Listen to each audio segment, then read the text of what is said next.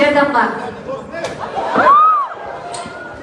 Алып баруучуларды микрофон менен чапкан кишиге арыз жазылды. Бишкектеги тойканалардын биринде алып баруучуларды микрофон менен урган Илимбек Исраилов кармалды. Бул тууралуу Октябрь райондук милициясы билдирди. Милиция Исраиловго каршы ресторан администратору арыз жазып, майда бейбаштык беренеси менен административдик камакка алынганын, соттун чечими чыкканга чейин убактылуу камерада кармала турганын айтты. 24 декабрда социалдык тармактарда микрофон менен алып баруучуларды чапкан адамдын видеосу тараган. Көп өтпөй Илимбек Исраилов окуя 22 декабрда болгонун айтып, алып баруучулардан жана коомчулуктан кечирим сураган. Адам кылган жоругум үчүн кечирим сурайм.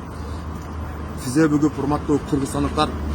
Окуя интернетте талкууга алынып, Facebook колдонуучулары Исраиловду жазага тартууну талап кылышкан. Илимбек Исраилов бажы кызматынын төрагасынын мурдагы орун басары Райымбек Матраимовду коргоп акцияга чыгып жүргөн. 2022 жылы Азаттык, Кактус медиа жана клубтун алдында журналисттерге каршы митингдерди уюштуруп келген. Ушул жылы бир нече адам менен бирге бейбаштыкка жана эркиндиктен мыйзамсыз ажыратууга айыпталып камалган. 10 сентябрда эки тараптын жарашканынан улам макталып чыккан.